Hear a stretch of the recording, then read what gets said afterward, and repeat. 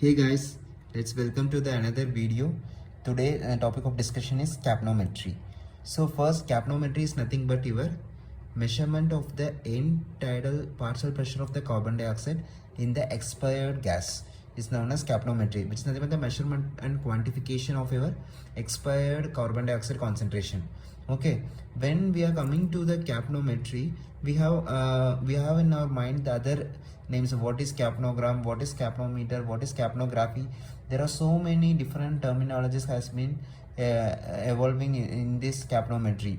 So we will be discussing one by one. Okay, first, what is capnogram? Capnogram is nothing but it is similar to your ECG, electrocardiogram. What is electrocardiogram? Which is nothing but the electrical activity of the heart, which is representing the conducting activity of the heart, that we are displayed in the graphical form. So here what we are doing is carbon dioxide concentration. We are actually the concentration of carbon dioxide which is coming out in the expired gas, we are representing is in the graphical display. That is the thing. The graphical display of the carbon dioxide concentration is known as capnogram. Okay, what is capnometer? Capnometer is nothing but the device which measure the carbon dioxide concentration is known as capnometer. Okay, so next, what is capnography and what is capnograph? We are left with another two. So capnography is nothing but it includes both the graphical display of the carbon dioxide together with quantification. Okay, is known as capnography. The device which used for the measurement of this capnography is known as capnograph. Okay, so which is nothing but just I am giving the example. When we are measuring the carbon dioxide concentration, it is giving only the numerical display of 35 or 45. There is no graphical representation. Simply no graphical representation. Then it is called capnometry. Okay, so the device used for this is known as capnometer. Only we will be getting the numerical value. There is no graphical representation. If we have the graphical representation, that is your x-axis there will be time, and y-axis you will be getting end tidal carbon dioxide concentration. Then it is known as capnography, and the device which is used for that is known as capnograph. Okay, over. Next we will be dealing with which are that is actually who discovered capnograph. Luft is the first German biophysician who actually introduced capnometry into the practice. It is Luft described this with the help of Beer-Lambert's law. So what is Beer-Lambert's law says? Yes, just consider when there is some gas sample is there. Just consider when the gas sample which contains numerous gases, carbon dioxide, oxygen, nitrous, and numerous gases are there. Okay, when infrared light, that is IR, infrared light of particular wavelength, approximately 4.3 micrometer, which is the most specific wavelength where carbon dioxide molecules will be absorbed more. When the incident light passes through and we are placing the incident light in the front, in the back we are actually keeping what? Detector. We will be keeping on detector here, and the detector is connected to the monitor. So the display will be there, the monitor will be there. How this happens is when the incident light fall on this gas sample, okay, with the particular wavelength, the carbon dioxide molecules which are present in the gas sample will absorbs the infrared lights. Okay, and the remaining the rays which are not absorbed will be coming back to the detector. Okay, so then the difference between the detected gas and the incident line will give an idea how much of the rays is absorbed by the gas sample which contains carbon dioxide. You know that actually there incident light has come and detector, some of the light has passed through detector. So the difference between this will give the amount of substance which absorbed the light, infrared light, which is directly proportional to the concentration of the substance in that gas sample. Okay, this is known as Beer-Lambert's law. That is amount of light absorbed is directly proportional to your concentration of the substance in that sample. So this is the infrared spectrometry method, one of the physical methods of assessment of capnometry. There are other numerous methods, that is of actually your mass spectrophotometry, and another is physical methods. Other methods are actually your this mass to charge ratio we are actually seeing, okay, and photoacoustic spectrometry and Raman spectrometry. These are other spectrometry, but the most important is infrared spectrometry, which is the most commonly used physical method. Other chemical methods, you have calorimetric method, which have pH dependent change.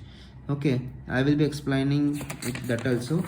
In calorimetric method, what will happen is actually there will be pH sensitive filter paper will be there, which attached to the breathing circuit. So depending upon the carbon dioxide concentration, the color will change. Okay, if the carbon dioxide concentration is less than 0.5%, okay, 0.5% or 0.5 to 2%, more than 2% carbon dioxide concentration, that is means more than 15 millimeter of mercury, 8 to 15 millimeter of mercury, less than 8 millimeter of mercury carbon dioxide concentration, the color will change. It will be purple. Less than 8 means it will be purple in color, and 0 to 8 means the color will be tan colored, and more means it will be yellow color. Okay, depending upon which you can, in the pre-hospital setting, when the patient is intubated, you can assess the carbon dioxide concentration, but it's only for short time, less than 30 minutes. If you want to assess, then you can use this as one of the indicator. Okay, it's okay. Today we have discussed the different definitions and different methods, like physical methods and chemical methods of assessment of your capnometry. Okay, next we will be discussing as waveforms. How the waveforms, the indications, everyone will know that patient who is intubated, it is one of the confirmation of the endotracheal tube in position, or it can be used in even to blind nasal intubation also. It can be used as one of the marker. A patient with conscious sedation, to assess the respiratory pattern, whether the patient is hyperventilating or hypoventilating, or patients, you can identify various whether their muscle relaxation adequate or not. Everything can be identified with the help of the capnometry. Okay, so then indications, these are the indication, majority of indications I think you will know, I feel like, mostly. Next I will be dealing majority with the phases. What are the phases of your capnograph? So phases of capnogram. Before phases of capnogram, I want to discuss another one thing is actually there are two main methods of assessment of carbon dioxide, that is actually mainstream technique and side stream technique. What is mainstream technique? Is mainstream technique actually, we have actually patient and is connected to the endotracheal tube, that the Y connector is connected actually, and then the Y connector is connected, then there will be actually breathing circuit will be the inspiratory expiratory breathing circuit. This is Y connector which is connected to the patient end here. Okay, so mainstream, the infrared sensor is placed directly into the breathing system. Okay, directly into the breathing system, and from there actually electrical cable or wire is attached to the monitor. Okay, whereas in side stream, what is actually the same thing, you will be having Y connector, you will be having the inspiratory expiratory breathing circuit, then it will be connected to the patient and this endotracheal tube is there. So here what happened is the sampling port is connected to the your Y connector. Okay, sampling port is connected to the Y connector, and this sampling port is further connected here. The inside stream actually infrared sensor is actually located in the monitor. In the monitor only infrared sensor is located. Okay, so the sampling rate is approximately 50 to 200 ml per minute. Sample is absorbed and it will be sensed to the infrared sensor in the monitor, and there will be water trap will be located just distal to the sensor. Will be water trap will be located, because the water vapor which is coming out from the expired gas, it will be absorbed over that area. Okay, what is the mainstream and side stream advantage disadvantages? Actually is mainstream, it is present directly in the breathing circuit, so it will give you real time value of the CO2 concentration. Whereas side stream is it will give there will be some transport delay, and the rise time will be slowly. The rise time will rise time will get late time compared to the mainstream. And side stream is actually, it is portable, easy to use, can be monitored. Whereas mainstream, it is heavy and difficult to use because accidental extubation, because the heavy, the traction and endotracheal accidental extubation can occur, and patient with your prone position, it is not possible to carrying out, and there is increased degree of facial burns. These are some of the disadvantages of the mainstream, which so the side stream is more commonly now used in the practice compared to the mainstream. Okay, next these two things you have understood. Next we will be dealing with most important, your phases of the capnograph. Phases, actually, for phases you have to know, you have to just consider 3 compartments. Okay, so just consider 3 compartments. So oxygen, the person takes oxygen through the lungs, it enters the alveoli. From the alveoli, oxygen is transported to the pulmonary blood. Okay, from the pulmonary blood, it is transported to the target tissue where oxygen is utilized, and glucose oxygen tissue metabolism, everything is happening, by the result of which end product is formed, that is carbon dioxide and water. This carbon dioxide is transported back to the pulmonary blood, from the pulmonary blood to the alveoli, and the carbon dioxide is expired out. This is the normal thing.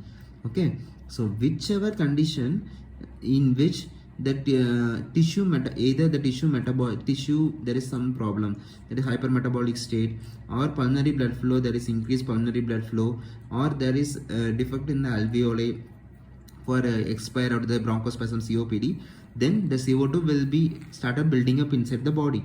Okay, in hypometabolic state and hypoperfusion of the pulmonary blood flow, or pulmonary embolism, or the patient having some COPD, or there will be CO2 retention will be there, and it will cause more retention, and hypercarbia associated symptoms will be there. So it can be that's why I'm telling EtCO2, when we are seeing, it is majority, it will be seeing the 3 status of the body. One is the tissue the tissue has to be function adequately, and pulmonary blood flow should be adequately present. There should not be any embolism or nothing, so that the exchange of gases will take place adequately, and alveoli should be well properly function. There should not be any autopeep generation on COPD, emphysematous lungs should not be there for exchange of the carbon dioxide for washing out to the atmosphere. Okay, so these are the, we have today seen the techniques, and we have seen the different definitions, methods, and finally the basic concept we have seen. Next I feel like this is a big video, so we will be dealing next video phases of the capnogram and the abnormal capnograph, in which are the condition, what are the types, with different types of capnogram we will be seeing. I will be discussing in the next video. Thank you for your support, guys. Just please subscribe this channel, so that I will be get motivated further and do more videos for you guys. Okay, thank you guys.